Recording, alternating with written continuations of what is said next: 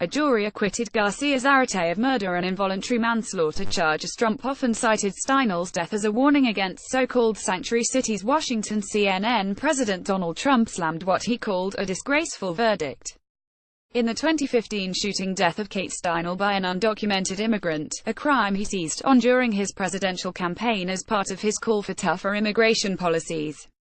The Kate Steinle killer came back and back over the weakly protected Obama border, always committing crimes and being violent, and yet this info was not used in court.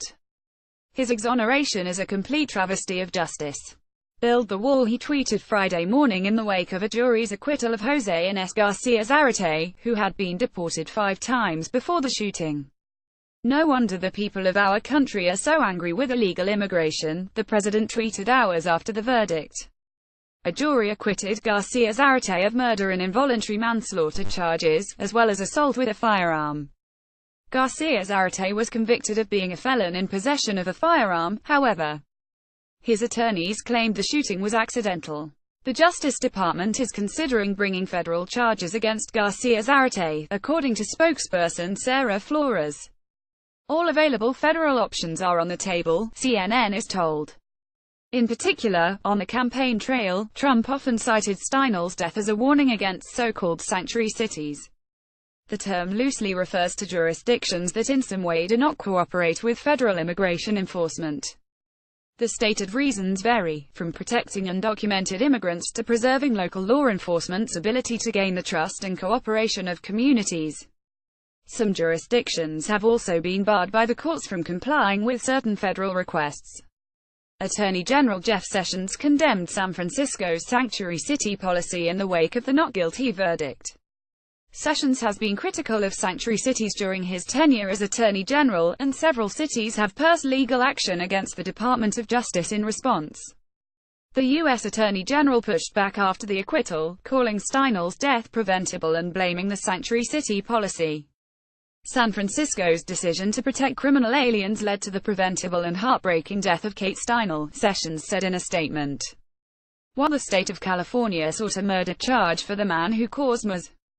Steinle's death, a man who would not have been on the streets of San Francisco if the city simply honored an ICE detainer, the people ultimately convicted him of being a felon in possession of a firearm, Sessions said. Steinle's story has been prominent in Republicans' push for immigration reform, including a bill passed by the House this summer titled Kate's Law, which creates harsher punishments for illegal re-entry into the U.S.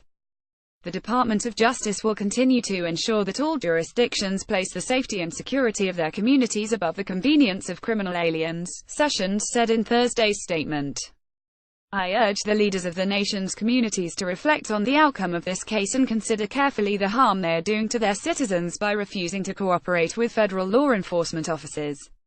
Speaking after the verdict, Garcia Zarate's chief defense attorney, Matt Gonzalez, noted not only Sessions' previous comments on the case but also sharply warned Trump and others in his administration against commenting on the outcome, equating the case to the investigations into Russian meddling in the 2016 elections and possible ties between the Trump campaign and Russians. For those who might criticize the verdict, there are a number of people that have commented on this case in the last couple years: the Attorney General of the United States, the President and the Vice President of the United States Mike Pence. Gonzalez said, "Let me just remind them that they are themselves under investigation by a special prosecutor in Washington, D.C., and they may themselves soon avail themselves of the presumptions of innocence and the beyond the reasonable doubt standard, and so I would ask them to reflect on that before they comment to disparage the result in this case." In June, the House of Representatives passed Kate's Law, a measure named for the victim that would increase maximum prison penalties for immigrants caught repeatedly entering the United States illegally. But it's unlikely to have enough votes to pass the Senate, which struggled with Kate's Law last year. CNN's Holly Yan, Steve Almasi, Dan Simon, Laura Jarrett, Betsy Klein and Tal Kopan contributed to this report.